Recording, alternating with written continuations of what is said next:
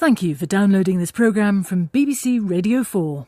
For more information, visit bbc.co.uk/Radio 4. Welcome to The Infinite Monkey Cage, the show that mixes science and rationality, although it may meander a bit. I'm Brian Cox, and I understand the Pomeron. Well, I'm Robin Ince, and I'm sometimes, in fact frequently, confused by the gender-swapping nature of the slipper limpet. Coming up on The Infinite Monkey Cage this week, we'll be discussing the possibility of intelligent life beyond our solar system, the search for signals from alien civilizations, and we'll be imagining what they might make of us. And if they decide to pay us a visit, how would they get here? It was triangular in shape, a fairly bright, luminous grey-green, and one of the oddest things about what we saw was the way this object, whatever it was following our flight absolutely perfectly, as if it were flying in formation. The truth behind UFOs, alien visitations, and some other great conspiracy theories. Helping us separate the science fact from the science fiction, we've got two extra primates inside the monkey cage today. Seth Shostack, a senior astronomer with the SETI Institute in California, whose job is to search for intelligent life beyond our planet, and a filmmaker and author who's made his reputation covering some of the more peculiar beliefs out there, from examining David Icke's obsession with lizards ruling the world, to looking at alien abductions with Robbie Williams, to the US Army's attempts at psychic warfare in his book, now film, The Men Who Stare at Goats, John Ronson. Hello. By the way, I have to ask you, John, first of all, we won't talk about David Icke anymore, but that was one of your more famous early documentaries. Does he believe that the lizards stroke reptiles are from another planet, or indeed, where is their original location? Well, he always contended that they were giant Anunnaki lizards from, I believe, the lower fourth dimension, child-sacrificing, paedophile, blood-drinking lizards who secretly ruled the world. What I really liked was the fact that all the people on our side of the fence, like the Anti-Defamation League and various anti-racist groups, were convinced that when David Icke said giant blood-drinking, child-sacrificing lizards, he was using code, and what he really meant was Jews rule the world. And to which David Icke said, no, I really mean lizards, to which they said that's code too. So that's what I love about that particular story, that the crazier the people on the fringes get, the crazier our responses towards them. On more scientific matters, Seth Shostack, you work for the SETI Institute, which stands for the Search for Extraterrestrial Intelligence. Could you briefly describe what that is and how we go about searching for signs of alien civilizations? Well, sure. In fact, this is what's called the scientific search for extraterrestrial intelligence, because there are plenty of people who are looking for the aliens, as you've already alluded to, right here on planet Earth. We're not doing that. We're trying to find them at home by eavesdropping on signals, just what Jodie Foster did in the movie Contact. And so we wield these, big antennas, radio telescopes. We point them at nearby stars. We try and pick up on signals that might be headed our way from somebody else, simply on the basis of the fact that even we, only 100 years after really inventing radio or perfecting radio, we can already make transmitters that could reach the stars with their signals, very strong signals at the distances of the stars. This was realized half a century ago. So some people said, look, if there are other societies out there that are at least as clever as the residents of Clapham Junction or something, they may be broadcasting signals that are washing over us all the time. Why not look for them? And that's the fundamental premise of this experiment. Seth, what makes us think there is intelligent life out there? Well, I think it just boils down to the numbers, Robin, really nothing more than that. I mean, on the basis of data that astronomers have accumulated in, say, the past dozen years, now you can say that the number of planets in our Milky Way galaxy is on the order of a trillion. That's a million. Right? So if only 1 in a million of those guys is somewhat like the Earth, with liquid oceans and, thick atmospheres and all the salubrious ingredients that might lead to something as clever as you are, then that still leaves a million planets in our galaxy. And if you don't like your fellow Galaxians, hey, there are 100 billion other galaxies we can see with our telescopes, and they each have a similar number of planets. So just on the basis of the numbers alone, no matter what else you think, it seems rather likely we're not the only game in town. John, do you think the human race could stand the narcissism, if we suddenly find out we're not the only child of the universe? What always makes me laugh, one of the things that UFO believers say is the reason for the great worldwide UFO cover-up is that, the governments think we just couldn't handle it. Like in The Simpsons, we'd throw televisions through windows, we'd just start... But of course, if we found out... I think we found out there was an alien living among us, we'd just be pitiably thrilled, wouldn't we? John, I mean, Robin is grasping his way towards a sensible question here slowly, because there is a feeling amongst many people that the aliens are already here, and they'll hear us discussing with Seth the idea of looking for civilizations. Many people would say, we know they're there because we've seen UFOs. I know you speak to a lot of these people in your professional life. I mean, what's your feeling on that subject, and what's your feeling on these people who absolutely are clear that they've seen aliens? Well, in fact, I did this thing quite recently with Robbie Williams, where we went off to a hotel in Laughlin, Nevada, to meet alien abductees. And he said something very interesting at the end of that day, which was that, you may think that they haven't, and maybe they haven't, but they really, really think that they have.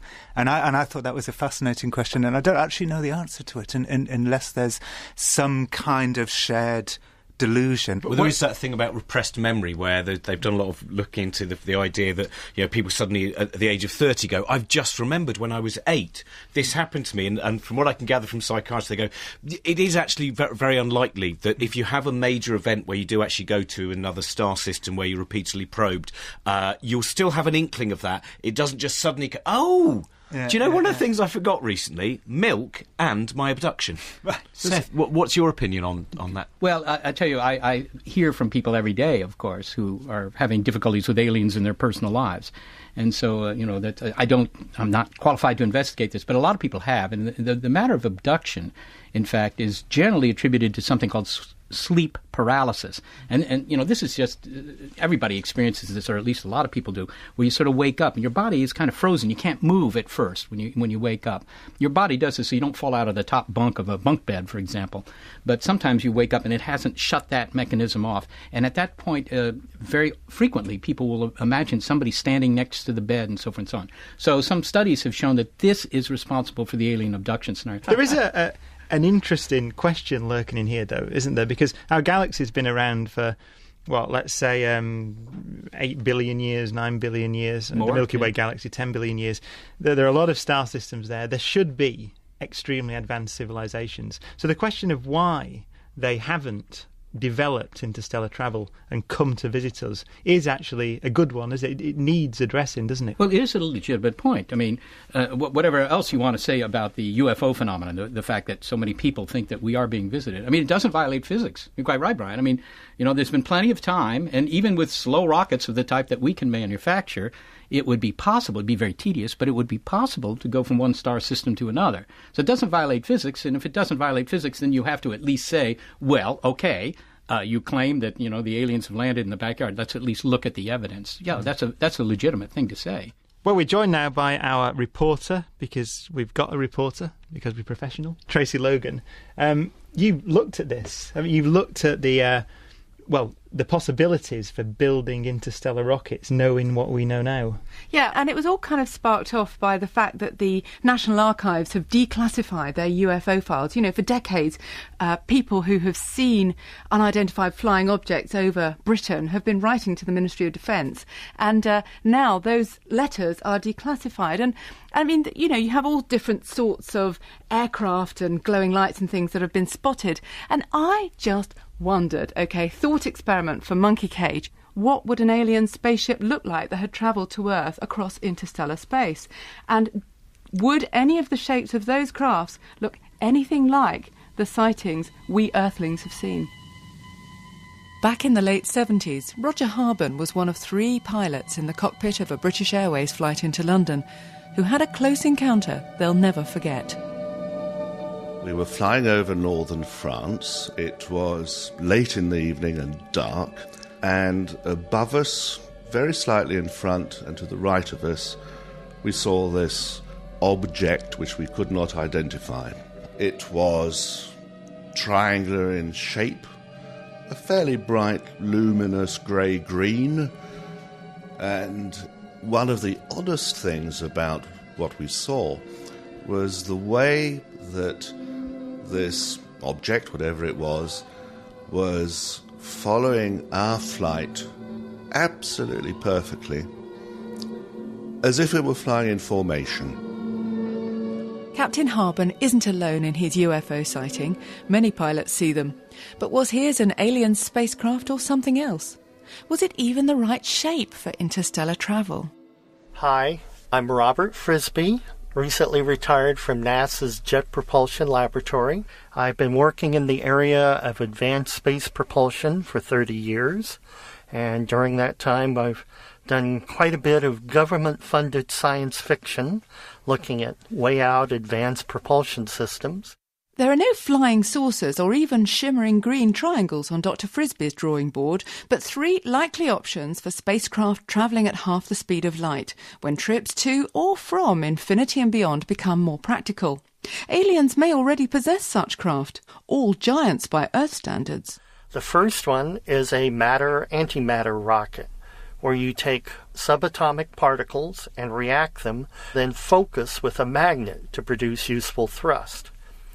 The antimatter rocket is basically shaped like a very, very long needle, thousands of kilometers in length. The second option would be to use a solar sail that's pushed by a very powerful laser. The sail itself is just a very thin circular sheet of aluminum metal. So imagine a sail 1,000 kilometers in diameter coming towards us. The third option is the Bussard interstellar ramjet. The basic idea is to take hydrogen from interstellar space and compress it down using this huge funnel to such high temperature and pressure that the hydrogen undergoes fusion. In this case, the funnel is enormous. It's about half the diameter of the Earth, but its length is almost twice the distance between the Earth and the Moon. Very large structures, but that's the nature of the problem of trying to go half the speed of light. The waste products released by alien spacecraft could be used as an early warning system by Earth's astronomers. They're processes, says Robert Frisbee, that could help confirm aliens heading our way in outer space. Perhaps a more practical system than national UFO hotlines like the one Britain's Ministry of Defence closed down just last week. Still, they said they were only interested in enemy aliens of a terrestrial kind anyway. Very interesting, and they're Dr. Frisbee, and one of the childish things is Brian Cox is meant to be a professional physicist, and yet when he heard the name Dr. Frisbee, he found that funny, the fact that he was involved. It is a happy coincidence, his name, and that he studies things which some people might regard as generally flying saucers, but he doesn't actually look into flying saucers. Thank you very much, Tracy Logan. Now, John, as you were saying earlier on, you went out to Nevada with Robbie Williams, where you met people who believe they may well have been abducted. Did you go UFO watching at all? Have you ever experienced something that you believe is beyond explanation? No. Unfortunately, I've never seen a UFO. I've never seen anything that could possibly be a UFO. You know, obviously my big question, and it's every skeptic's big question, is if aliens, live among us and UFOs fly around, why do they always reveal themselves in ambiguous ways? And I asked Robbie Williams that question, and he said, well, I think they're there all the time, but once in a while the shield of invisibility accidentally comes off and they just reveal themselves for a few seconds. I've never bought that, you see, because the technology is utterly wonderful, clearly, if you can fly across interstellar distances. And the notion that it occasionally fails, revealing them for a moment, or that they try to wipe your memory and don't do it very well after all the probing that they've done and understanding of human anatomy. Honestly, I think if they were here, and I agree with John on this, the evidence would not be ambiguous, right? The Spaniards in 1492 did not sail to North America and then just sort of tease the Indians by sailing back and forth 3 miles off the coast for 62 years while the Indians debated on late-night radio, do you think we're being visited by Europeans or not? I mean, the evidence was completely unambiguous. Half the Indians were dead within 30 years because of diseases. You know, they were enslaved by the Europeans and so forth and so on. Well, I think that the evidence would be down on Exhibition Road if, in fact, we were being visited. Yeah, for me, the real mystery and the magic of all of this is the magic of the human brain. I mean, there's a wonderful story about an RAF pilot in the 90s who flew over a field and then a few seconds later turned around and flew back again. And in those few seconds, an enormous crop circle had formed. It was the most intricate crop circle ever. It was called the Julia set, and conferences, and it really kind of re-galvanised the entire crop circle gang, who'd been sort of dying off, and everyone was like so excited, that this crop circle had just formed, for no reason, and T-shirts were printed and conferences were organised, and of course the real mystery is why had the pilot failed to spot it on his way over the field the first time, because it had definitely been made the night before by a bunch of conceptual artists with a plank and some string. So to me, that's the mystery of it. Seth, what's interesting here is around the table we don't seem to be able to separate a scientific discussion from a comedic rants about conspiracy theories, and this is a problem, isn't it, for this field of study, for what is actually a profound question that needs to be asked and we should try to answer. Well, people are of various minds about that, Brian, at least my colleagues. Some of them think that we have to do everything in our power to distance ourselves from, for example, the UFO phenomenon, because that's not what we're doing. But on the other hand, from the public's point of view, remember that the UFO phenomenon, that's not a fringe phenomenon. In the United States, 1/3 of the public believes we're being visited. In the UK, that fraction is 1/3. It's the same. Also, Japan, Australia, the rest of Europe, it's, almost half the population believes there's some truth to this. So it's not a fringe phenomenon. And so people who are interested in this, because what could be more interesting than to think that we're sufficiently scintillating that the aliens want to come here and haul you out for those experiments that you always hoped you'd be hauled out for in high school. I mean, that clearly is going to be confounded with the search for signals that would prove that the aliens are out there. Even though we think that they're different enterprises altogether, from the public's point of view, they're not so different. Funny, in the 60s and 70s, obviously, I think there was a lot more excitement amongst the public about space. The space race had begun, and everyone wanted to be an astronaut. People don't want to be astronauts nearly as much as they used to. When I was a child, astronaut was one of the main dreams, astronaut or zookeeping astronaut. And one of the most fabulous things that happened in the mid to late 70s was the golden record, our message to possible alien civilizations, and it has an incredible eclectic mix of things on it. Seth, what was your thoughts on sending up this? It has music, it has images, our position in the universe, hopefully, mapped out. Yeah, well, the Pioneer plaques, which were the predecessors to that, and that was just a greeting card glued onto the side of these Pioneer spacecraft, the Pioneer 10 and 11. But the Voyager record was a follow-up to that, indeed, and it was far more comprehensive. Lots of pictures, lots of information. I think that's a good thing to do, not that it'll ever be found. These things are the size of VW Beetles.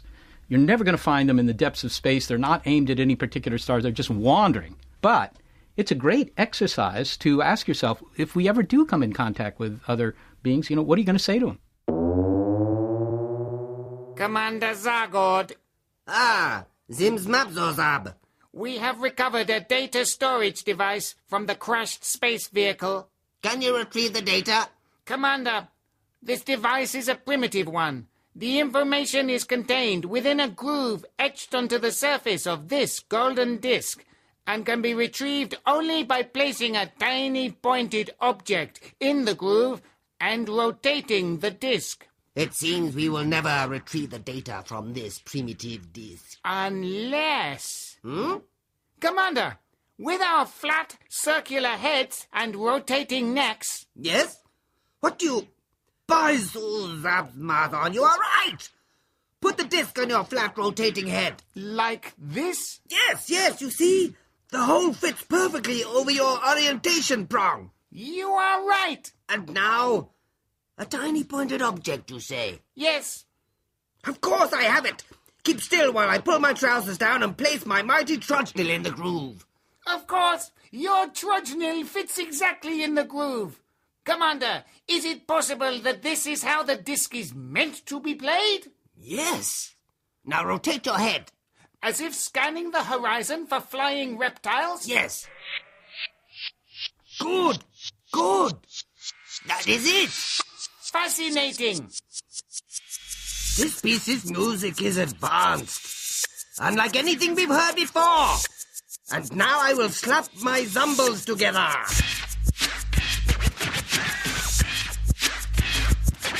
Commander, this dope is the bomb! Yeah, boy! John, if by some horrendous mistake, I suppose, you were put in charge of the message to the alien civilizations, what would you put on it? I mean, it sounds funny, but it is a difficult choice. It would be a sort of apology, I suppose. We'd say, we really, really tried our best and our intentions were good, but unfortunately our brains went wrong. an apology. So by the time you receive this, we are more than likely already extinct. Yeah. Thank you very much for your interest. I was laughing partly at the comedy of the sketch and partly at the look of pain on Seth's face. But I think when you do finally hear from them, they might well sound like that. I'd be surprised, but yeah. but Seth, I mean, it's the very British answer to what would we send out is into the cosmos is an apology. You being an American probably wouldn't apologise immediately. What would you think was the correct message to send out, and what would we do if we decided to do that now? Well, I think one of the problems is to assume that the message has to be very short, that somehow we only have a one sheet of paper on which to put the message, so what are we going to do? And then we sort of beat ourselves up about what would be the right thing to send, one record, whatever it is. I mean, if you're going to send a message into space, if you're going to use some big transmitter somewhere, and just beam to the stars, why not send a lot of information? There's a much better chance that they can figure some of it out if you send a lot, right? The Rosetta Stone, at least had a lot of text. I mean, it helped. So I don't worry too much about the content, but ask yourself, what would you, if we suddenly got in touch with some aliens, what would you ask them? I mean, you'd probably ask, well, what do you look like? What's your world like? Do you have religion? Do you have music? I mean, it's some questions like that, I suppose. Oh, I'd say what's the origin of mass in the universe? But there we go. I'm a particle physicist. So I wouldn't. Yeah. That's not to aliens. That's to anyone that he bumps into in any canteen. And then they'd short-circuit your career by sending you 5,000 reprints of advanced physics. That's what I asked them for. I'd asked them for their preprint server. Yes. My one fear, what you were talking about, Seth, is about the fact that we are sending out signals. And there is, in fact, again, we keep talking about contact, but that is used in contact. The opening sequence is the signals of radio and television going out across the universe. And therefore, any aliens who might be initially interested, once they pick up some of the programmes, especially television programmes that are coming out of us now, may well change their mind. So they're listening to the 1950s, the 1960s, they're excited by the ascent of man and Kenneth Clarke's civilization. Then they hit Loose Women and I'm a Celebrity, Get Me Out of Here. And they might go, turn our signals off. We don't want to be found by these idiots. Well, what they'll think when they watch current programmes is that the world is populated by people who are mentally ill in just the right sort of entertaining way. Seth, do you think, as Carl Sagan often wrote, that the interest in the existence of life on other planets shows that everybody has a sense of wonder about the universe? It's one of the great questions. And the problem with our civilization is that sense of wonder is not channeled very well. It seems to get channeled into a explosion of conspiracy theories. Well, no, I think people are hardwired to be interested in the possibility of alien intelligence in the same way you're hardwired to be interested in predators, right? There's survival value in it. But let me point out something here. The search for extraterrestrial intelligence is almost exclusively an American endeavor. And I would ask you why that is, because that's a cultural problem, I think. All of Europe could do this, Asia as well, many countries in Asia, and yet it's still an American project. And to me, that's very puzzling. John, do you find that there's, when you work in America and you interview the conspiracy theorists or the just interesting people in America, is there a real cultural difference in asking and trying to answer these questions? Oh yeah, very much so. I mean, the biggest difference I saw, in fact, was when I was writing The Monasteric Goats, that the American military had the self-imposed mandate to journey to the furthest corners of their imagination to kind of try stuff out, and quite often the stuff that they tried out was nonsense, like trying to learn how to become invisible, which after a while they downgraded to just trying to find a way of not being seen, which eventually turned into camouflage. But they were kind of unashamed to do this stuff because they figured that, on our way to the impossible we might find something wonderfully doable. Do you know, that thought could sum up what I think about the endeavour of science. On the way to the impossible, we might find something eminently doable. Yeah. I think that. I might take that as a motto, converted into Latin. Well, maybe science and pseudoscience aren't so far away from each other then. Oh, no. I just saw Brian's face. I knew that. But that is the interesting thing. Is that what we've reached? This show has led us to that point. That might be the point to sum up on. Seth, if I was to give you one final message to the listeners about the value of searching for extraterrestrial intelligence in 1 second or so, what would it be? Well, you're a member of the first generation that could do this, so let's try. Seth Shostack, John Ronson, thank you very much. Well, last week we asked you to get in touch with your thoughts on the meaning of our title, Infinite Monkey Cage. This was the first answer that I saw. Monkeys and cages are both defined by their physical form. Both must have an edge, and so neither can be infinite. Their form is defined by their finiteness. Maybe your show is just theoretically impossible. An excellent answer, I thought. My favourite was based on the fact that it appears to portray scientists as being willing to cage monkeys for no good reason. I think the clue is in the use of the word infinite rather than finite. Does an infinite cage have a boundary? So, if you would like to send in more of your ideas of what Infinite Monkey Cage means, please do. Goodbye. If you've enjoyed this programme, you might like to try other Radio 4 podcasts, from Friday night comedy and daily drama from the Archers to a range of news, discussions and documentaries. For a full list of available podcasts, visit bbc.co.uk/Radio4.